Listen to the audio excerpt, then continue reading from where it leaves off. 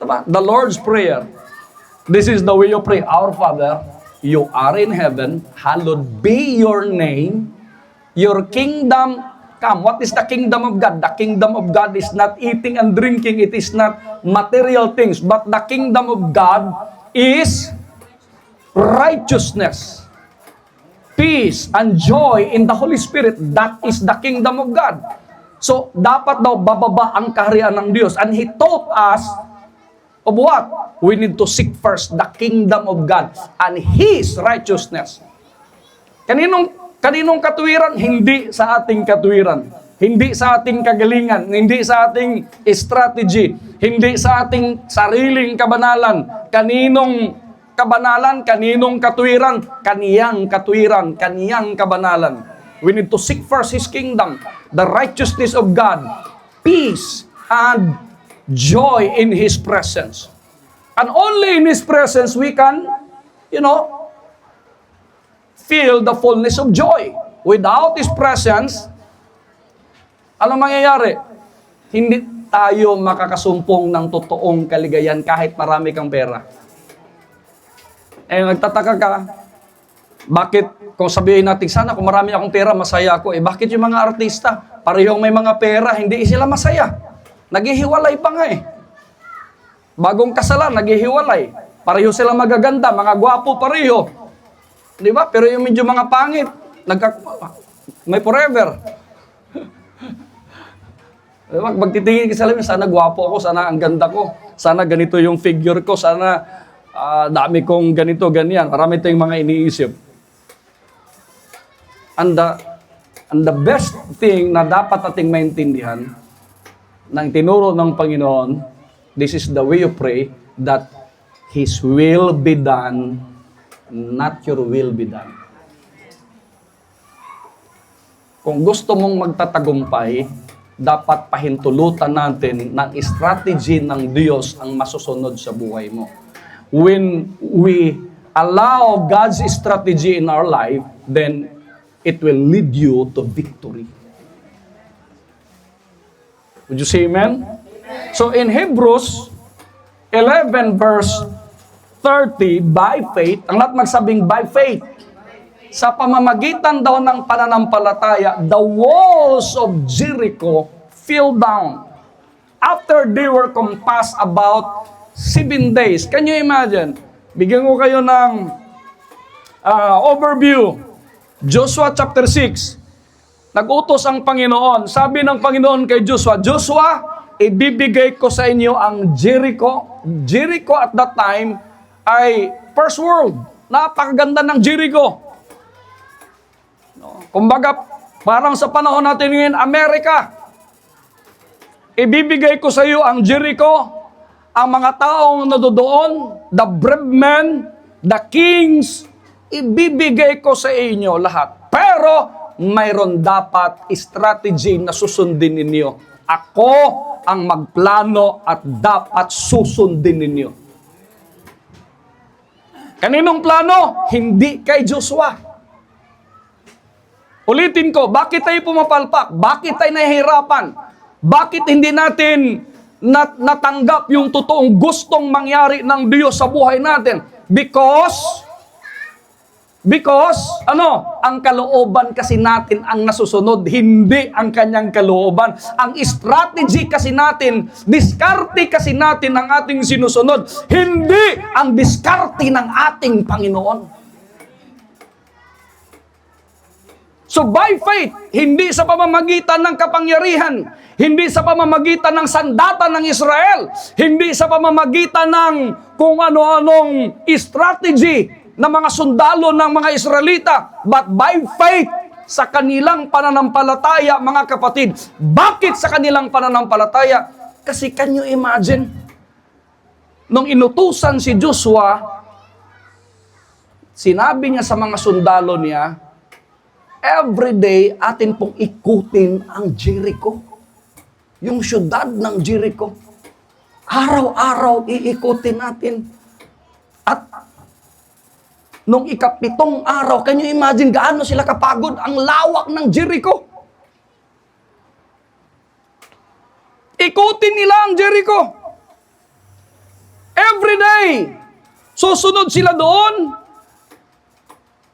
sa mga pari na nagbubuhat doon sa Ark of the Covenant at mayroong mga horn, ram's horn. At ang instruction po ni Joshua, walang mag-ingay at walang lalabas ng kahit isang busis sa inyong mga bibig. Bakit kaya? Sa tingin ninyo, nung panahon, ilang libong taon na nakalipas, kung umikot sila doon sa Jericho, at mayroon lang isang chismosa doon, mayroon lang isang marites doon, hindi po matutuloy ang plano ng Diyos. Bakit? Yung isang marites lang, makinig kayo. Isang marites lang pwedeng masira ang buong barangay. May marites ba dito? Di pangalan ba marites? Kaya nag-instruction po ang Panginoon. Joshua, sabihin mo sa mga tao, walang mag-ingay hanggat sasabihin mo na sisigaw silang lahat. Nasabay-sabay. Unang araw, excited pa, di ba? Unang araw na magsusumba kayo, excited kayo. Pangalawang araw, ayaw ka na. Oh. May nagsusumba ba dito? Unang araw, nagja-jogging. Jogging tayo para healthy life.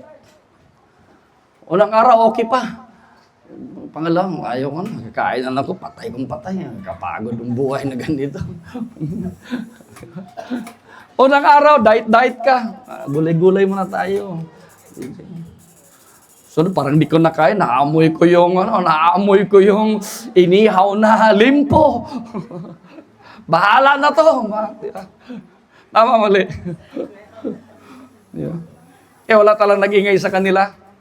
Pangalawang araw, titinginan lang sila. Sabi ni Joshua, wala daw mag-ingay. Papatayin kung may mag-iingay. Pangatlong araw, pang-apat na araw. At sa ikapitong araw, pagod na sila. Tama?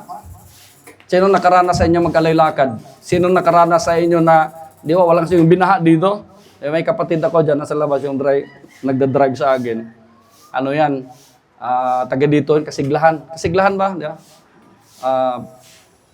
Natabunan din yung bahay niya dito, kaya lumikas siya doon sa Cavite. At pinili niya doon sa Alfonso kasi mataas na sa Alfonso, malapit sa Tagaytay. Inisip-isip niya, siya may baha pa dito. Pero sabi niya sa akin kanina, walang ang baha dito pero mga niyog dito natatamaan ng kidlat. Walang baha pero may kidlat. Ikapitong araw, ano nangyayari? 7 beses din nilang inikot. Di ba sa buhay natin minsan, kapag pagod ka na, doon din darating yung maraming problema at mga pagsubok. Walang-wala ka na nga, may problema pa. Tama, mali. Bakit? Kasi sinubok ka ng Panginoon. Kagaya kay, saan ba si sister, yung nag-birthday? Si Maribik. Sa labas, birthday ni Maribik ngayon, nung papunta sila dito, namatay din yung nanay niya. Kanina lang. Pero pinili niya na mag-fellowship sa atin, mga kapatid. Bakit? Kasi mabuti po ang Diyos. No? So, next month, ang kwento po ng Jericho ay nagpapatunay na ang tagumpay daw ay hindi nakasalalay sa lakas ng tao, kundi sa pagsunod sa estratehiya ng Diyos, sa strategy po ng Diyos. Bakit? Nung ikapitong araw, 7 beses din nilang inikot yung Jericho, nung pagod na sila, pinagod pa nila yung sarili nila, pero ang maganda doon, dahil walang marites, wala talagang nagsasalita hanggat sasabihin po ni Joshua. At nung ikapitong araw, Pastor Samuel, sabay-sabay sila nung tumunog po yung ram's horn, yung trompeta. Sabay-sabay silang sumigaw, mga kapatid, and by faith sa kanilang pananampalataya, yung napakatibay na pader ng Jericho nawasak, mga kapatid. Why? Dahil sa kanilang pagsunod.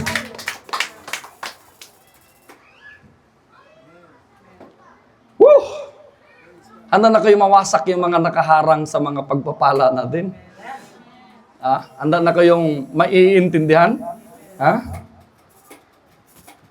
Ang mga pader ay hindi bumagsak dahil sa sandata ng Israel,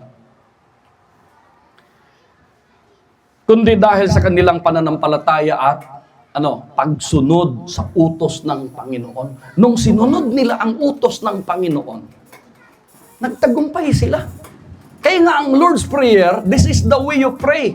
Our Father, you are in heaven, hallowed be your name, your kingdom come, your will be done on earth as it in heaven. Hindi talaga ang kalooban mo. Kapag nananalangin ka, lagi mong sasabihin, Panginoon, may gusto ako. Panginoon, may plano ako. Pero alam ko, ang pag-iisip ko ay hindi mo pag-iisip. Ang plano ko ay hindi mo plano. Ang daraanan ko ay hindi mo daraanan. My thought is not your thought. My ways is not your ways. My plan is not your plan. And not my will be done, kundi ang iyong kalooban dapat ang nasusunod. Kasi kung ang iyong kalooban, ang iyong estratehiya ang nasusunod, mga kapatid, posibleng magtatagumpay tayo. Now, there are three things. May 3 pong katotohanan. Handa na kayo sa 3 katotohanan? Bilis lang to mga kapatid. Just bear it in your mind. Isulat nyo sa isip at saka sa puso ninyo mga kapatid. Lahat tayo gustong magtatagumpay. Una kong pagpunta dito sa Maynila, I think grade 1 po ako. Nakita ko, first time, may negosyo kasi yung lola ko, doon sa Las Piñas, may tindahan sila, may sasakyan yung, kasi yung tiyuhin ko ay engineer po sa Meralco at the time, doktora yung asawa niya, maganda yung buhay nila dito sa Maynila, at nakatira sila sa BF Parañaque, yun yung para middle class na natirahan noon ng mga tao, mga kapatid, liban sa Forbes Park kasi pang mga bilyonaryo yon. Pero noon, pag middle class ka, nakatira ka sa BF Parañaque, medyo big time ka. So, naikot namin yung Maynila. First time ko nakakita ng giraffe, ng elephant. Pumunta kami sa Manila Zoo. May nakapunta na ba ng Manila Zoo dito? Diba, parang pag taga-probinsya ko, ganda dito. First time ko nakakita ng building sa Makati. Parang, ito palang Maynila. Na dati-rati sa TV mo lang nakikita, ito pala ang Maynila. Pagbalik ko dito, 1994, dahil ayaw nga ng mama ko na papasok ako sa PMA, ayaw ng mama ko na magpulis ako, magsundalo ako, gusto niya mag-teacher ako. Sorry kung may mga teacher dito, pero sa amin kasi, Mindanao, lumaki ka na, kumbaga astig yung mga tao doon, gira talagang. Paglalaki ka, dapat bakbakan yung papasukan mo, hindi yung chok yung hawakan mo. Sabi ko, mother ko kasi, public teacher. So sabi ko, may PNU doon sa amin, Philippine Normal University. Ay, ko naman mag-aral lang din. Karamihan na nag-aral ng teacher, mga bakla, yung mga kaklase ko. Baka mamaya, pag uwi ko, nagli-lipstick na ako. Baka magiging rin ako dyan. So, sabi ko sa mama ko, ito na lang, magsiman na lang ako. So, habang nagsiman ako mga kapatid, aral ako ng BSMD, Bachelor of Science in Marine Transportation. Yung mga teacher namin doon, masyadong madrama kasi at the time, pagsiman ka noon, 2 taon, 3 taon minsan, nasa barko ka lang, hindi ka umuwi. Pag uwi mo, yung asawa mo, wala pang anak. Pag uwi mo, 2 na anak mo. Sa kapitbahay yun. Kaya malungkot yung mga teacher namin doon. Nagtuturo sila para mga frustrated, ganito. Kapitan ng barko, mga kung ano-anong mga chieftain, mga iba-iba yung mga chiefmate, mga iba't iba yung mga ranggo nila sa barko, mga kapatid. Sabi ko, pambihira pala to. Kung mag-asawa ako, tapos pag-uwi ko, grabing paghihirap ko sa barko, pag-uwi ko, napakasakit, Kuya AD. Wala ka pang anak. Pagbalik mo, yung asawa mo ay may karga-karga na, buntis pa. Di ba? So, ngayon sabi ko, mag-ano na lang siguro ako. Ayaw kong mag-ano. Pupunta na ako Maynila. So, first time pupunta ko ng Maynila. Doon ako, may talyer kasi yung tiyuhin ko noon dito sa Parañaque. Gusto ko kayo magutom muna para, masarap kasi kumain ng gutom, di ba? Yan, nakikita ko madaming pagkain. Sarap ng pagkain na dinadala dito kanina. Nandito eh. Yung ko, kung baka may tao na dito.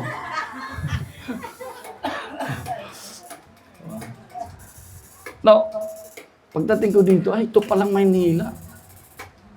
Bumisita ko sa ibang mga kamag-anak ko, nakatira, medyo iba yung squatter, yung napupuntahan ko. Sabi ko, siyempre, yung iniisip mo na, nung unang pagpunta ko dito, na dinadala lang ako sa magagandang lugar.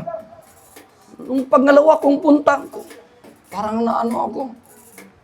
Sa pier pa lang, nakita ko yung dagat. Siyempre, sanay tayo taga Mindanao, gaganda ng mga beach namin dito eh. Ang akala lang natin, Boracay lang yung magaganda eh. Pagpunta ka ng Mindanao, pupunta ka ng Surigao, yung ibang mga Camiguin, iba't ibang mga area doon, Davao. Ang ganda ng mga beach namin doon. Di ba? White sand, green, blue, magaganda yung mga dagat namin. Pagdating dito, ano bang nangyayari dito? Ang itim-itim ng dagat nila. Ang baho-baho doon sa doon pa lang sa pantalan. So unti-unting parang nawawala yung pangarap ko na parang ayaw ko na mag-Maynila. Oo, hanggang sa hirap na hirap yung naranasan ko, mga kapatid. Nagtrabaho ako sa palengke. Mayroon kaming kapitbahay doon nagninegosyo ng saging. Tutulak kami ng, hindi droga, nagtutulak kami ng saging, kariton. Tapos, pupunta kami ng fair, halos 3 araw kami, walang ligo-ligo doon sa fair, dyan sa per 4, per 2. Hinahango namin yung saging galing ng Mindanao, ang init-init ng container van. Hindi pa nauso noon na pwede naman palang gawa ng, anong tawag yan? Yung screen na yung nandyan. Yung mating, lately lang nila naisip na pwede palang baklasin nila yung nakakulong na kasi pag nilalagay nila yung saging, pagdating dito, nadidili yung barko, hinog na, lata na yung saging. Minsan din ang mga Pilipino, matagal din mag-isip. Hanggang lately nila naisip na, still mating na dito para habang nagta-travel, kasi mainit yung ilalim ng barko, hindi masyadong mahinog yung mga saging. Pero naranasan ko yan. 24 hours, 48 hours, 72 hours, hinahango namin yung mga saging. Ilang libong saging, can you imagine? Ang bibilangin pa namin yan. Bibilangin yan, 5, 10, 15, 20, binibilang yan. Nililipat namin sa truck. From container van. Habang kumuha ka ng saging, tulog-tulog ka. Bilang-bilang, memorize mo na yun eh. Tapos yung taga-tusok, may tusok-tusok yun eh. Tinutusok, pak. Umabot ng taga 72,000, 150,000. Imagine, may binibilang namin ganon. Diyan sa Tondo. So sa madaling salita, napakahirap yung naranasan ko. Sweldo ko lang noon 900 pesos. At kapag sweldo ko na, kinagabihan, pupunta ko doon sa bar. Kasi may paborito akong bar doon, Sparkle Bar. Nadudod yung magagandang mga babae, taga Davao, ito na, nandito, taga Cebu. Siyempre, binata tayo noon, medyo may pagkaloko-loko tayo. Sabi ko, walang mangyari sa buhay ko dito. Umuwi ako, nag-aaral ako, dahil sa isang tagpo na may nakita akong Biblia sa basurahan. Sabi ko, parang, anong libro to? Nakuha yung attention ko, pagtingin ko, Bible to, binasa-basa ko. Habang nagbabasa ko, tumutulo yung luha ko. Naalala ko na, parang dapat pala tayong maglingkod sa Panginoon. Yung mga gospel, basa mo yung Matthew, nabasa mo yung Book of Mark, Book of John, binasa ko yung Life of Christ, umiiyak ko mag-isa. Sabi ko, uwi ako, mag-aral ako. So pag uwi ko, nag-aral ako ng criminology, kasi pumayag na yung mother ko na magpulis ako. So, sa madaling salita, kalagitnaan po ng pag-aaral ko, training ko, sa pagpupulis mga kapatid, tinawag ako ng Panginoon. At sinunod ko yung estratehiya ng Panginoon. Hindi ang sarili kong plano, hindi ang sarili kong strategy. So, unang estratehiya na natutunan ko, ang estratehiya ng Diyos ay nangangailangan ng pananampalataya. Mayroong plano ang Diyos, mayroong strategy ang Diyos, mayroong gusto ang Diyos. Ano ang requirement ng Diyos sa atin? Pananampalataya. Sabihin mo siya yung katabi, kailangan mo ng faith. Dapat ang awit natin, hindi hawak natin ang beat. Dapat hawak natin ang faith. May kausap ako. Habang naglalakad tayo, walang problema. Dahil hawak ko ang faith, hawak ko ang faith, hawak ko ang faith, at magtatagumpay ako kasi hawak ko ang faith. At walang makakatalo sa atin. 2 Corinthians chapter 5 verse 7, sapagkat kami ay nagsisilakad sa pamamagitan ng pananampalataya at hindi sa pamamagitan ng paningin. For we walk by faith and not by our sight. Na dapat lalakad tayo mga Kristiyano, tayo mga mananampalataya, masyado kasing materialistic yung utak natin. Akala natin yung pagpapala, material na bagay. Akala natin yung blessing ng Panginoon, material na bagay kasi yun yung nasaksak natin sa isip eh. Plus, dumating pa yung mga prosperity gospel na maglingkod kayo sa Panginoon para pagpapalain kayo. Dito kayo, kapag pumasok kayo sa aming church, yayaman kayo. Parang networking lang. Hindi po ganun ang paglilingkod sa Panginoon. Hindi tayo naglilingkod sa Panginoon para yayaman tayo. Ang requirement ng Panginoon, pananampalataya. Ang plano ng Diyos ay hindi laging, nauunawaan ng isip ng tao. Ang pananampalataya ay, nagtitiwala sa Diyos kahit hindi pa nakikita ang resulta. Hebrews 11 verse 1, for faith is the substance of things hoped for and the evidence of things not seen. Ang pananampalataya daw, kahit hindi mo pa nakikita ang isang bagay, pinaniniwalaan mo, nag-hope ka mga kapatid, that someday somehow, yung pananampalataya mo, yung mga panalangin mo, yung dasal mo mga kapatid, darating yun sa tamang panahon kapag sinusunod mo ang estratehiya ng ating Panginoon.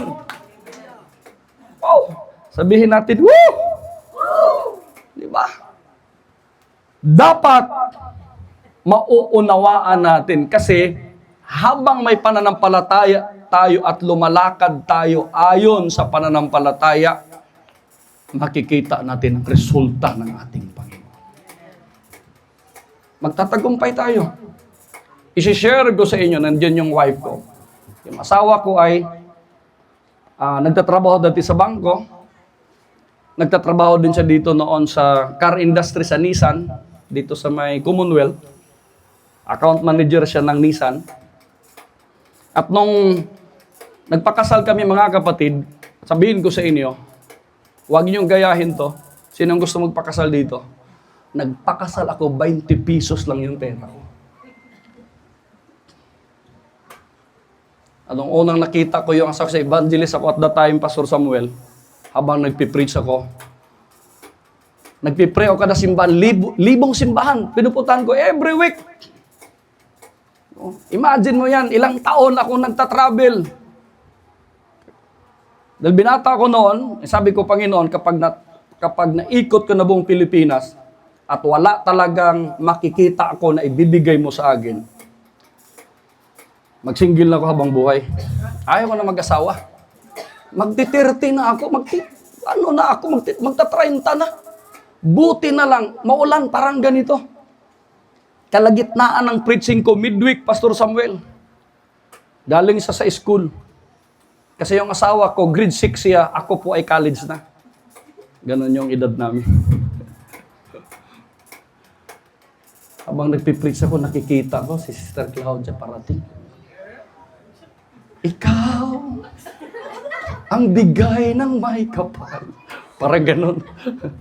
Sabi ko, parang hindi ata ako pwedeng maging single habang buhay. parang meron ako nakikita. Pero parang na-discourage ako kasi may kasama siyang lalaki. Gwapo. Sabi ko, pang may boyfriend na to. Pero iba yung pananampalataya. Sabi ko, parang iba talaga eh. Kung may boyfriend sila, kung kalooban mo, Panginoon, maghiwalayan sila. Matindi yung pananampalataya, ano? Pananampalataya, nasa topic tayo. Pananampalataya. Sabihin natin, pananampalataya. Pananampalataya kasi ay ebidensya ng mga bagay na hindi mo pa nakikita.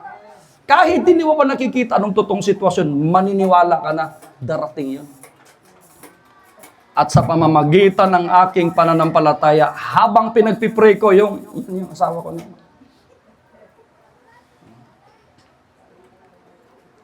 At the time nun, kinukuha siya ng model ng sabon. Hindi siya pumayag. Anong sabon yun? Perla? Nilapitan ko siya. Hindi pa naman uso yung wireless noon. That was year 2001, ata. Hindi ko malapitan. Habang nagpipray. Iniwan ko yung microphone, nilapitan ko, pinagpipray ko. Yes, step lang. Binulungan ko, Pastor Ray, ikaw na ba maghihintay pa ako ng iba? Di, biro lang yan. Basta pinagpipray ko lang, makagayahin nyo eh. Para maniniwala, gayahin ko yun. Hindi walang ganun. Basta pinagpipray ko lang. Sabi ko sa prayer ko, Panginoon, kung ito na talaga, bigay mo to sa akin, babalikan ko tong babaeng ito. Taga Tarlac City po siya. Malapit sa kampo. Kaya sabi ko nga sa kanya, kung sakasakaling hindi ako nagpastor, magkikita pa rin tayo. Tayo pa rin tatadhana kasi yung harap ng bahay nila, kampo ng pulis. Kung nagpatuloy ko sa pulis, magkita pa rin kami. May inlove pa rin sa akin yan. Ganon ang Panginoon. Hindi ako nagpulis. Nagpastor ako. Nasa PNP pa rin ako. PNP. Alam niyo ibig sabihin ng PNP? Pogi na pastor.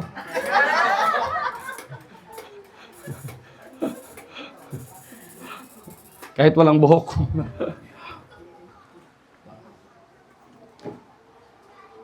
Well, napaka-importante na mayroon tayong pananampalataya. Kasi pag mayroon tayong pananampalataya, lahat yan, pag binasa mo yung Book of Hebrews, by faith, lahat yan sa pamamagitan ng pananampalataya. Can you imagine? Sa pamamagitan ng pananampalataya, iniwan lahat ni Moses na dapat siya magiging susunod sa pagiging hari. Iniwan niya yun. Dahil sinunod niya ang Diyos. Dahil hindi po dahilan, matanda na po, ayaw na po akong maglingkod sa Panginoon, ayaw ko na magpagamit. Si Moses po, sa kanyang edad na 40 noon, magiging hari sana siya sunod ng pero. Iniwan niya. Dahil sa kanyang pananampalataya, at the age of 80, tinawag siya ng Panginoon. Si Pastor Samuel ay 79 na. Tatawagin ka uli pag naging 80 po kayo. Biro lang po. Tinawag na ng Panginoon yan. Anong ibig kong sabihin? Hindi po hadlang yung edad natin. If God can use anything, He can use you. Pwede kanyang gamitin, mga kapatid. Ginamit kanyang uwak. Hindi mo ba alam yung uwak, yung pinakamatakaw na ibon? May unang inutos ng Panginoon. Uwak, maghanap. Nung Noah's Ark, tingnan mo nga kung may damo na ba. Lumipad yung uwak. Kita niyo, pambirang daming pagkain. Gutom na yung uwak. Imagine mo, 40 days silang pa ano-ano. Nagdebate nga kami ng anak ko eh. Sabi niya, Daddy, magkakaroon kasi ng problema yung pag may itatay yung ano dyan. Ano ba yun, anak? Paxili, Oo, yun, basta yun na yun. Baka ganito, masira yung tubig natin, may mga... Sabi ko, nak, kapag ang Diyos ang nasusunod, noon sa panahon ni Noah, wala pang illegal logging. May kausap ako? Ang dami pang punong kahoy noon. Pero kapag ang Diyos ang gumawa, nagbabaha. Tama, mali.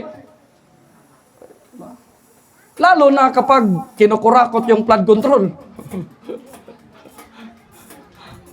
Nagbaha nga panahon ni Noah, no? Lalo na ngayon. Anyway, nangako kung hindi natin sasagasaan yung mga politikong yan, bahala na si Lord sa kanila. Diba? Pananampalataya. Ang lahat magsabing pananampalataya. Napakahalaga. Diba? Sunod na estratehiya. Ang estratehiya ng Diyos ay nangangailangan ng pagsunod. Useless po ang pananampalataya, mga kapatid, na walang pagsunod. Santiago 1:22, datapwat kayo'y maging tagapagtupad ng salita at huwag tagapakinig lamang. Sino po ang nakikinig? Parang mga 7 lang yun. Yun lang yung makakakain mamaya. Wala nang problema na nakikinig tayo. Pero mas gusto po ng Panginoon na ano? Nasusunod tayo. Narinig natin, wag lang hanggang pakinig because faith without work is dead. Kung wala pong gawa ang ating pananampalataya, kung hindi po tayo sumusunod, baliwala po yun. Kaya nagtataka tayo, bakit hanggang ngayon ganito pa rin yung buhay ko? Hindi ako maangat hanggang level 1 lang ako. Hindi man lang ako nag-level 2. Di ba? Now, hindi ko sinabi sa inyo na hindi po maganda yung tirahan nyo dito. Pero option nyo yun eh. Pwede kayong mananalangin sa Panginoon na i-level up kayo. Kasi hindi natin alam, pag babaha na naman, gano'n naman ulit. Magsisilpiti naman tayo ulit, Panginoon. Bakit binaha kami uli? Wala pong masama. Okay naman dito. Pero hindi rin masama na mananalangin tayo. May kausap ako? Kasi mahirap din naman kung lahat ng mga tao dito wala nang magiging ghost town na to. Eh, kung gusto lang ninyo. Diba? Depende naman sa inyo yan eh. Kasi ako naranasan kong naging homeless. Natutulog ako dyan sa Lunita. Natutulog ako sa mga bus station. Nung evangelist ako, packbag lang yung dala-dala kung saan ako maabutan. Pag wala ng pamasahe, hindi mo naman alam, magpipreach ka sa isang church. Minsan yung nakakalimutan ka pa ng pastor, bibigyan ng offering. Hindi nyo maintindihan yun.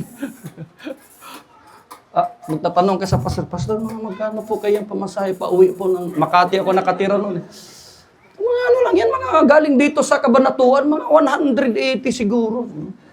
Mga 20 na lang kasi natira sa pera ko, Pastor. Ay, yung offering mo pala. May mga panahon din na nakakaawa din yung pastor. Kausapin ka ng pastor, evangelist. Di po ako nagpaso, nag-evangelist kasi. Pwede ba pahiram mo na ng offering mo? Kasi kunti lang yung offering namin. May sakit yung anak ko. Ay, po, pastor. Isip-isip ko, fasting ako nito. May mga ganun. Mahirap po ang buhay. Kami mga lingkod ng Diyos. Kasi, Pastor Ray, Pastor Sammy, wala po kami sweldo dito. We walk always by faith. Hindi namin alam. Di ba? Kaya sabi ko sa mga anak ko, mag-aral kayong mabuti. Yung mga anak ko, nag-aaral yan, puro scholar. Yun yung pinapanalangin namin. Habang natutulog yung mga anak ko, pinagpipray ko, Panginoon, triplihin mo yung mga talino ng anak ko. Medyo matalino naman ako, konti, pero triplihin mo, Panginoon, para pag magiging matalino tong mga anak ko, hindi na ako problema sa pag-aaral nila. Ang mahal kayo magpa-aral ngayon. Yung napakahalaga na hindi po tayo makikipagtalo. Ang tunay na pananampalataya sa utos ng Diyos, ito ay sumusunod. Ang pagsunod, ang nagbubukas ng daan para sa himala at pagpapala ng Panginoon. So kung sumusunod ka, may pananampalataya ka, narinig mo yung mensahe ngayon, na dapat palang sundin natin hindi ang sarili nating strategy, kundi ang estratehiya ng Panginoon. God's strategy will lead you to victory. Pagpapalain ka mga kapatid kapag sinunod lang natin ang mga plano ng Diyos. Sinunod lang natin ang estratehiya ng ating Panginoon. Magkakaroon po ng himala. Yung testimony nyo dito dati na maliit lang ito. Siguro halos pari-pareho tayo ng mga experience. Halos pari-pareho tayo ng mga naranasan. May mga naranasan kayo, hindi namin naranasan. May naranasan kami, hindi nyo naranasan. O dahil sa hirap ng buhay, first na nagbubuntis yung wife ko, dito kami sa Pasay kami nag-pioneering. Wala kaming pamasay, naglalakad lang. Nakikitira lang kami sa kapatiran na ang tirahan nila ay malaki lang konti sa CR ninyo. 2 pamilya kami. Mag-asawa sila, mag-asawa din kami. Ang pagitan namin, unan. Yung lahat na may mga asawa dito, naiintindihan nyo yun. Bro, bumulong ka lang sa akin kung may gagawin kang milagro. Tatalikod po ako. Walang kurtina yan. Unan ang pagitan namin. Ganun kahirap. Diba? Na kung maaari pala yung mga daga na nakikita namin doon sa Pasay, gawin naming adobo. Dahil ang lalaki, wow, parang sarap adobuhin to. Sige, hirap na ko yung gutom. But we walk always by faith. Sumusunod lang tayo kung ano yung plano at gusto ng Diyos. At minsan naisip ko, kami mag-asawa, sabi, may mga natapos naman tayo eh. Mag-abroad na lang kaya tayo. Magtrabaho na lang siguro tayo. Pero habang nananalangin kami, sasabihin ng Panginoon, maghintay lang kayo. May plano ako sa inyo. Pero ang nagiging problema natin, lumalaban kasi tayo sa Diyos. Hindi tayo naghihintay. Nga, inutusan tayo ng Panginoon, dapat maghintay tayo. They that wait upon the Lord shall renew their strength. Habang inihintay natin yung mga plano, yung mga pagpapala, yung gusto ng Panginoon, habang binubuo ng Panginoon yung plano ng buhay mo. Di ba? Nakakita kayo nung binuo itong bahay nito, siguro hindi nakikita, nakakita na kayo ng binuo na building. Habang binubuo yung magandang building na yan, napakadumi niyan. May mga truck, pumapasok, mga trabahante, pumapasok doon nakaligo, pag-uwi, gutay-gutay, di ba? May mga trabahante, mabaho, di ba? Dami mga alikabok. Pero habang ginagawa yung pundasyon, habang binubuo yung building, mga kapatid, habang yung planning, dahan-dahang tinutupad, Pastor Samuel, step by step, mga kapatid, amen, at dahan-dahan mong makikita, pag turnover ngayon, pagbukas ng ilaw, pagpasok ng mga tao, doon makikita, wow, ang ganda na ng building. Pero nung una, hindi mo ma-appreciate ang buhay. Messy. Wala kang makitang parang ano ba to? Anong design nito? Diba? Habang naguhukay pa, habang nagbabaon ng mga pilutin ng pundasyon, habang dahan-dahang itinatayo. 1 dekada ang church na ito. Yung family of God, may plano ang Diyos sa inyo. Kasi naglilingkod tayo sa Diyos, hindi naman sa tao. At lagi niyong tandaan, hindi ito ang church. Ikaw ang church. Tayo ang church. Tayo ang tahanan ng Diyos. Diba? Kasi kung ganun pala, mag-iglesia ni manalo na tayo lahat. Ang ganda ng building nila eh. Dito sa Quezon City lang, kahit nandyan yung central nila, ang gaganda. Diba? Yung father ko, INC dati. Di mag-iglesia na tayo. Papasok na tayo sa magagandang Pero ang tinitingnan ng Diyos, hindi yung ganda ng building. Wala namang problema magpaganda tayo. Okay yun. Maganda rin yun.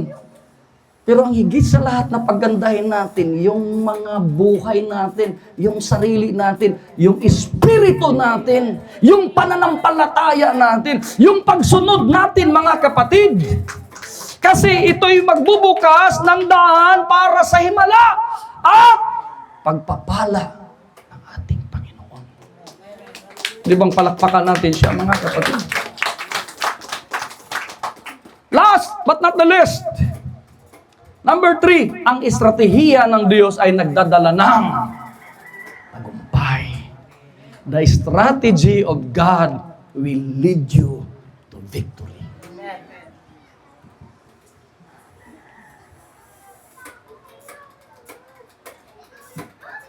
Nung hindi ko pa narinig yung prophecy, mayroong isang babae, kapatiran po namin.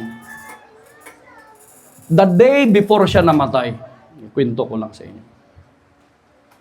That was 2024, October 30. Mayroon po kaming cottage prayer meeting sa bahay po ng anak niya. And that lady, sabi ng babae, Pastor, nangusap po ang Panginoon sa akin. Mayroon pong magkaroon kayo ng mga sasakyan, pero hindi ako sasakay. Parang offensive, di ba? Parang, anong nangyari sa iyo, sister? Nagpipray ka, may pangitain ka na magkaroon ako ng maraming sasakyan, pero hindi ka sasakay. Bakit? Porque ba, yung sasakyan po namin ay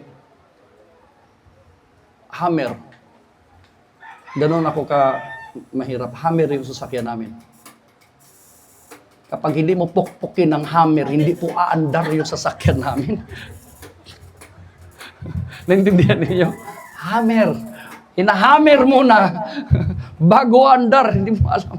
Dinadala ko nga sa Malacanang at that time. Yun yung service ko.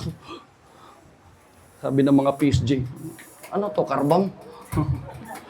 Pag-uwi ko galing meeting namin, after ko sa Malacanang, pasok kami. Hindi umaandar. Sabi ng pamangkin ko, Kul, ayaw andar, Kul. Anong nangyayari dito? Pinupukpuk na namin, bang, kung ano. Ayaw. Hindi effective na yung hammer.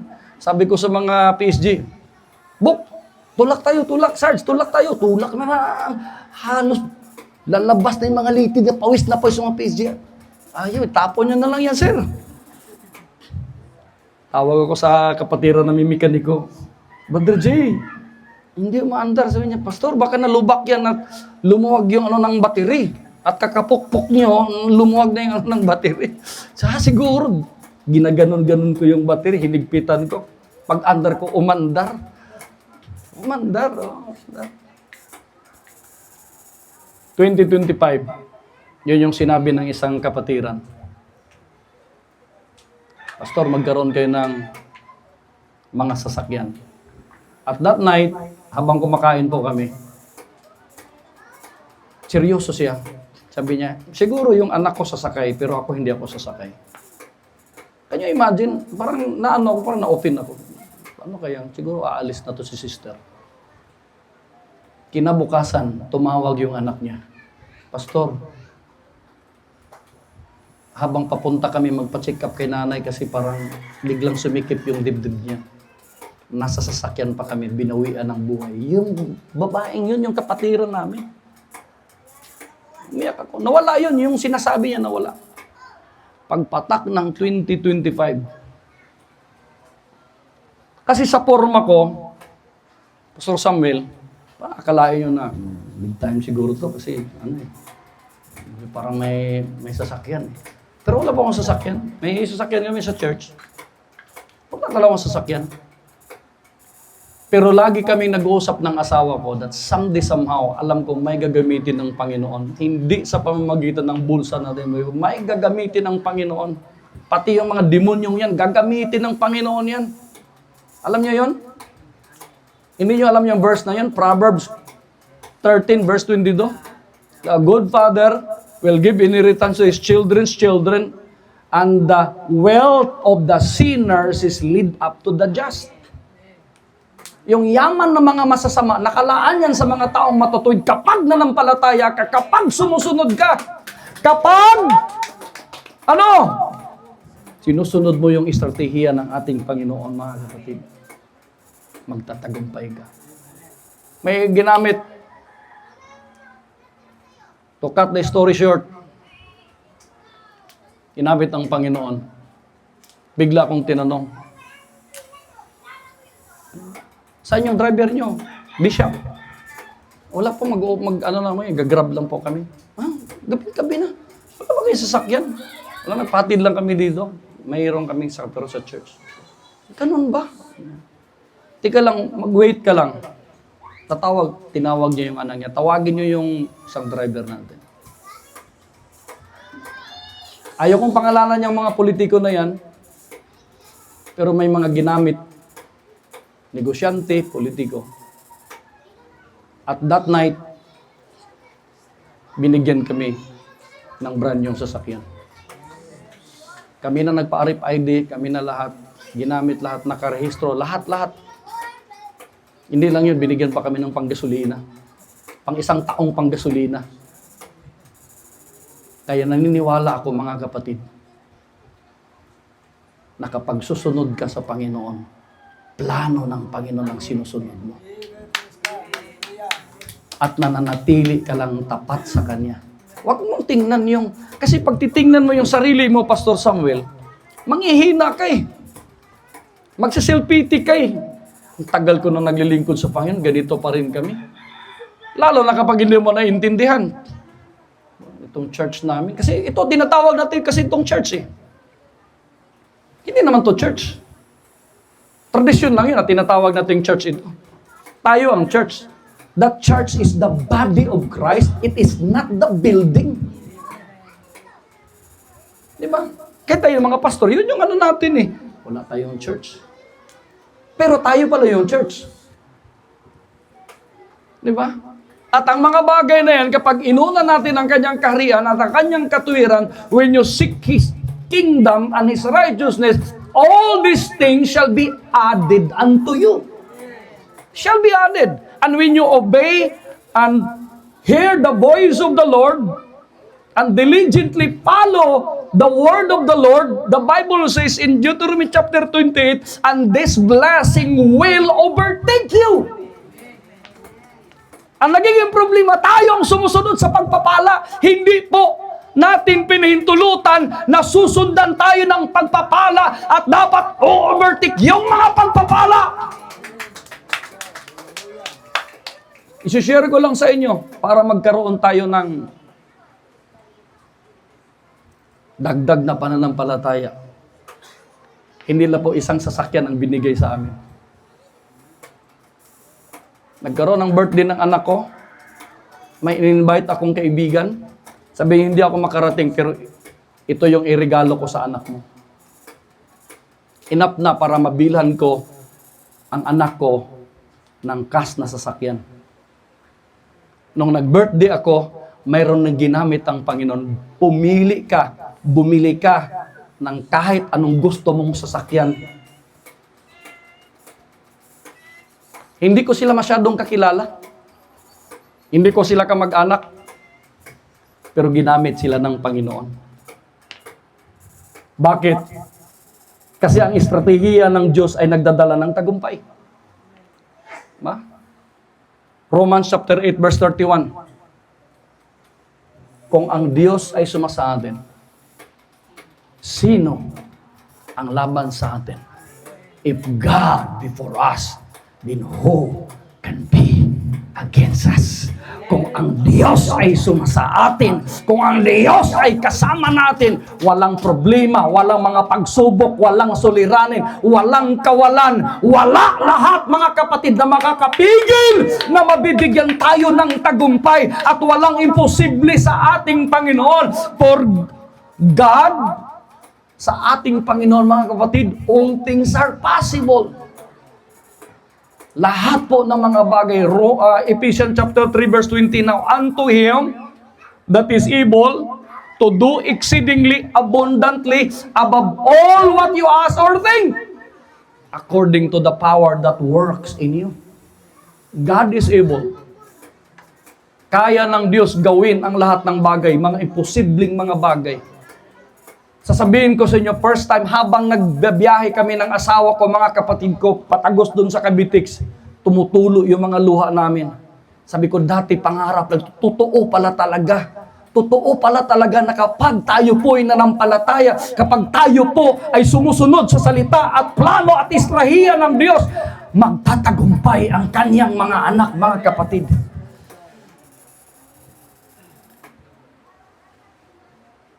Napakasimple kong tao. Wala akong problema.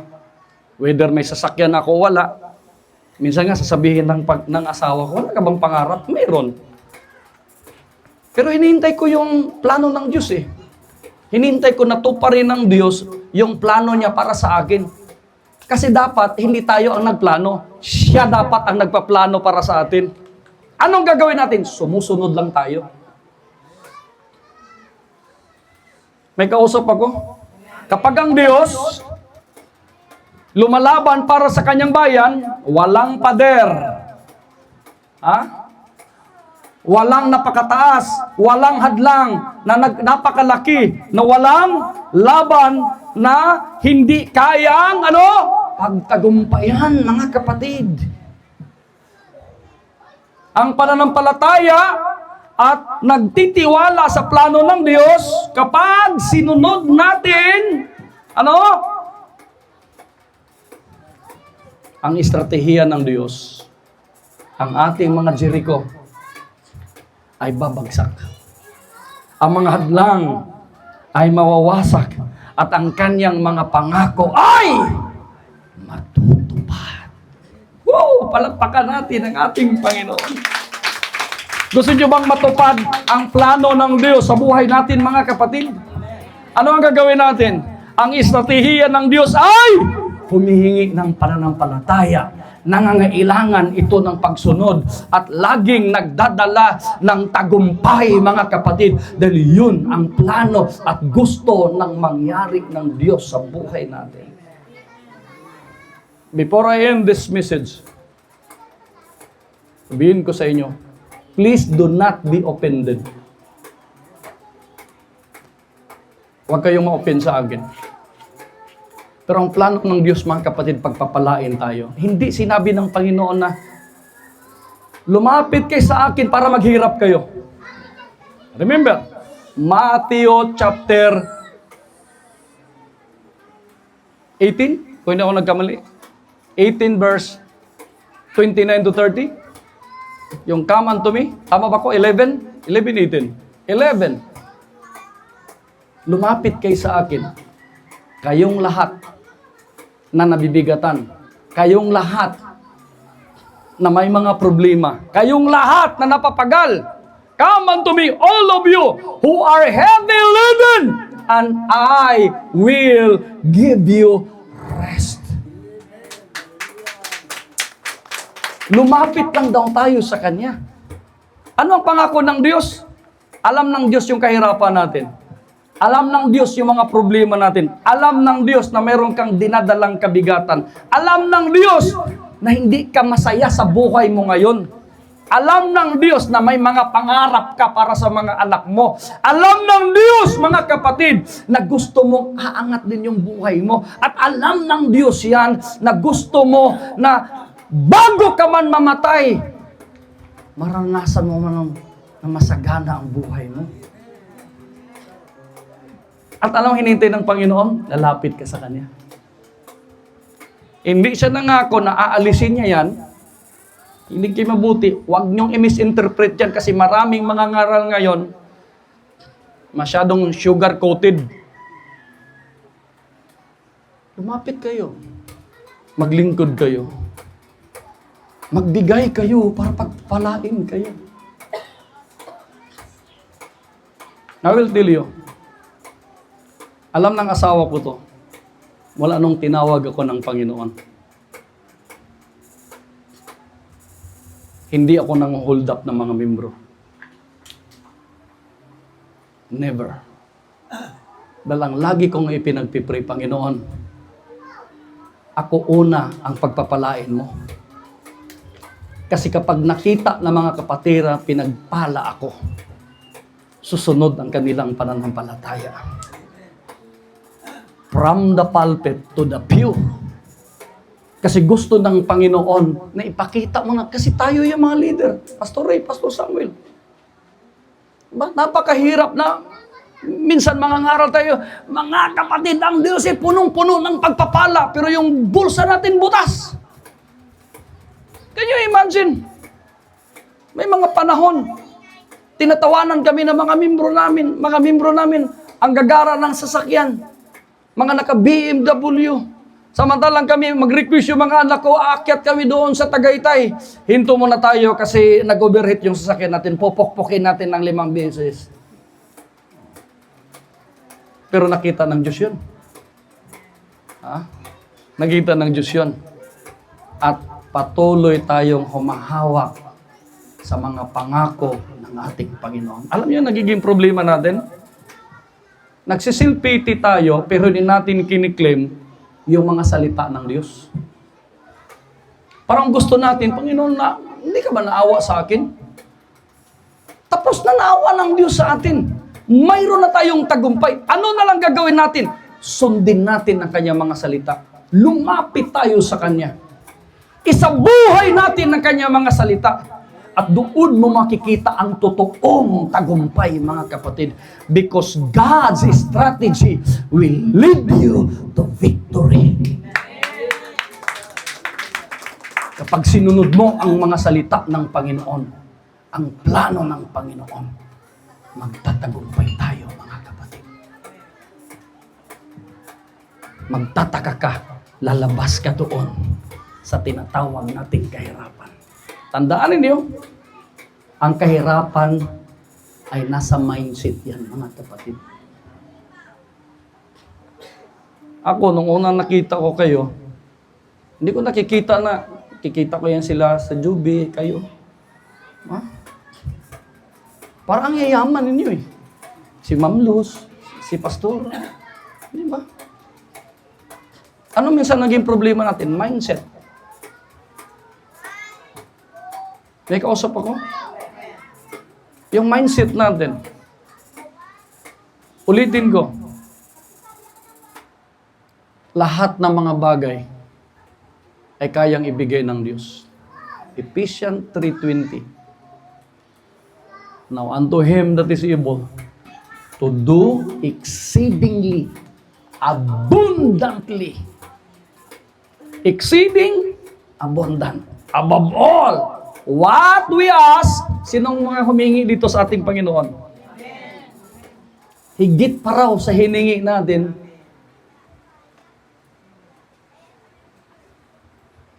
Above all what we ask, or think. Di ba minsan, pag tamad na tayo magpipray, iniisip na lang natin. Nasa isip natin, Panginoon, sana, Panginoon, yung anak ko magtatagumpay. Sana, Panginoon, ito yung mangyayari sa buhay ko. Pero ang Diyos daw gagawin niya yan. According to the power. Ano yung power na yun?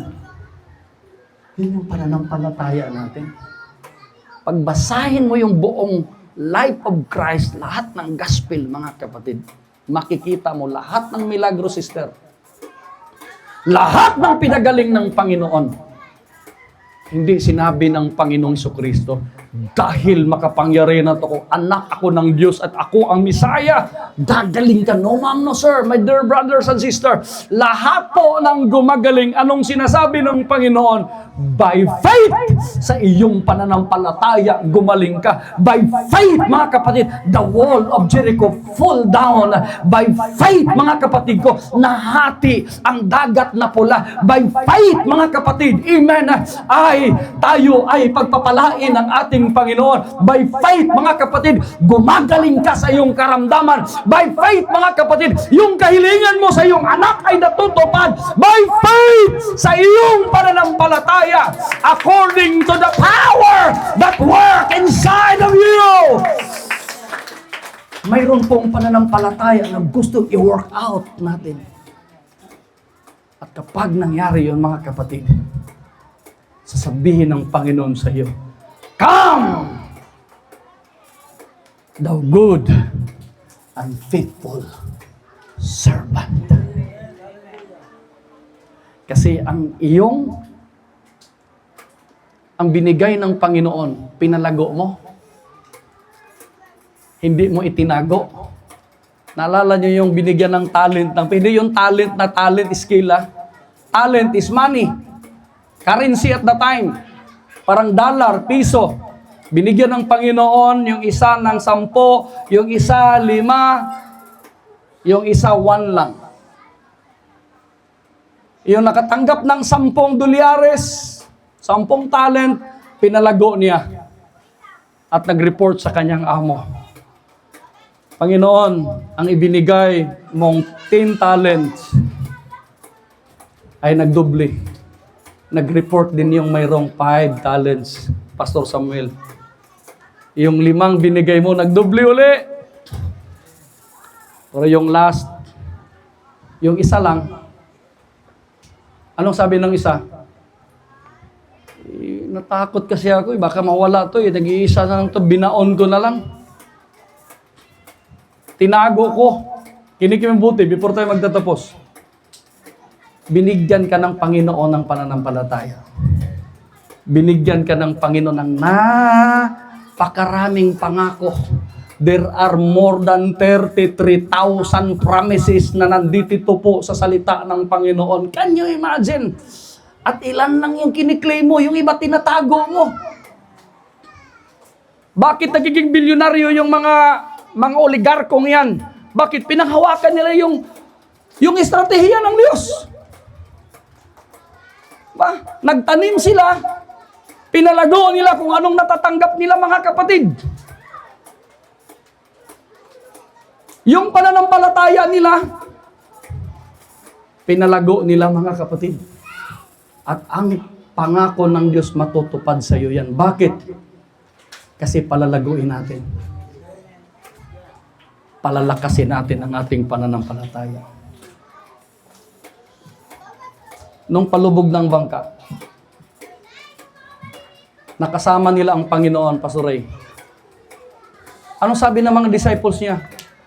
Panginoon, tulog-tulog ka lang dyan, mamamatay na tayo, lulubog na itong bangka natin. Wala kang ginawa. Nung bumangon ang Panginoon, nirebuke niya yung hangin, pinatigil niya yung mga alon, mga kapatid ko, yung bagyo.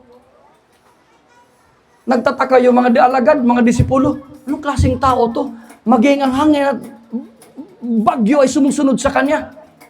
Pero alam mong comment ng Panginoon? Alam mo yung comment ng Panginoon? Anong comment? Bakit? Napakaliit ng iyong pananampalataya. Ba?